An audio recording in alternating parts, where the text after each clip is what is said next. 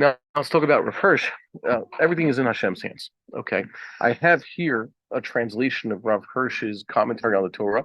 We're not going to read the whole thing because I think the original is in German, and here's a nice translation that you could get. It's available here. It's done by Feldheim, so it's very good. They translate into a decent modern Hebrew, and he talks about halachtami mi bekeri. And I had mentioned this before, so someone wanted to see the source. It means a person or a group of people. In this case, it's Am Yisrael. Uh, during the times of the first temple, they're described as having received divine retribution. This is warned about in the end of the book of Leviticus, Vayikra. It's the Tochacha. God says, "You walk with me." Bekeri means happenstance. So, what is the exact translation? Perhaps that's a machlokas of all the Mefarshim, but it's not good. It means, the way I understood it, means that a person walks, he doesn't walk with God, as we said that 2 weeks ago. Person doesn't care to do God's commandments, and unfortunately, society goes down this road. So it says, God says, I'm just going to walk with you with Kerry, so I don't need to pay too much attention to you. So Rav Hirsch says, Hashem Halechimam Ach Bekeri. In this case, God walk with us, but also happenstance.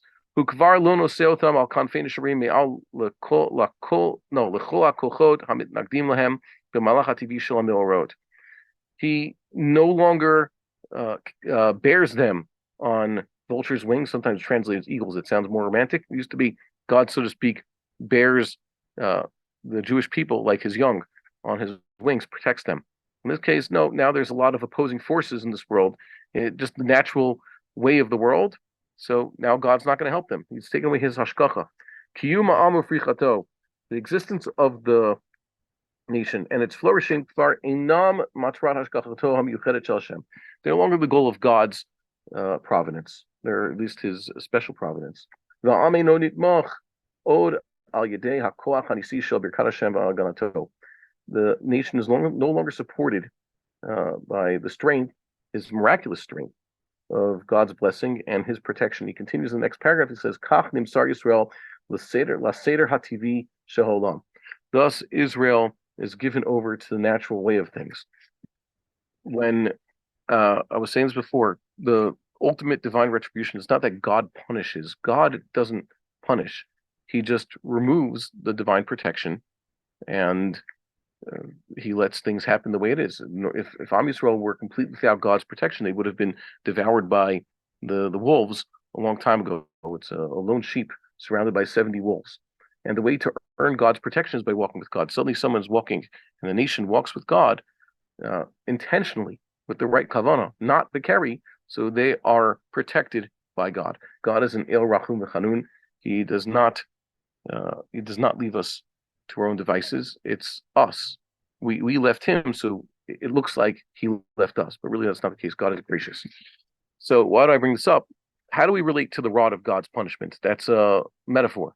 It means the national entity or entities that God brings along in history to bring about this divine retribution. They are basically a tool. That's what we have to understand. You have Nazi Germany or Imperial Rome or the forces of the Ishmaelite hordes come and punish us. We have to understand it's just God's plan, and they're God's, pawns in this case. It says in this week's parasha, at least according to the annual cycle, Abraham was told that his descendants would be subject to servitude and oppression for 400 years. And then God said,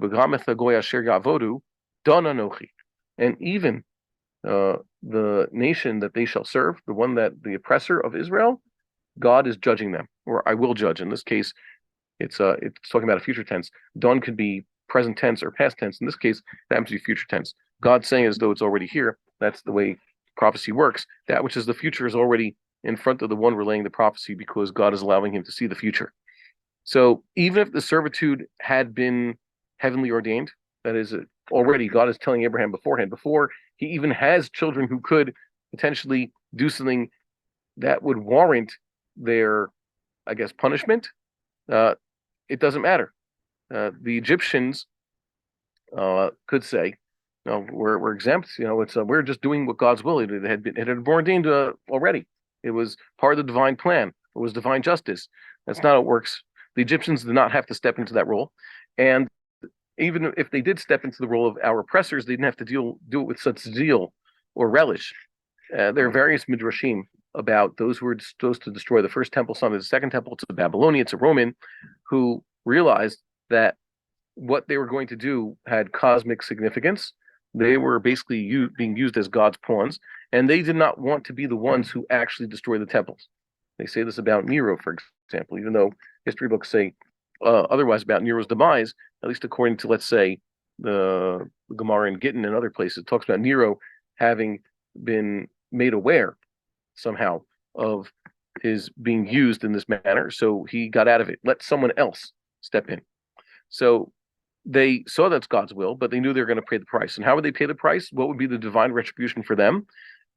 So they'll get what they deserve, either through the people of Israel or some other messenger of God. Avaracham avarechecha, I will bless those who bless thee, mekalelcha or, and those who curse thee, I shall curse.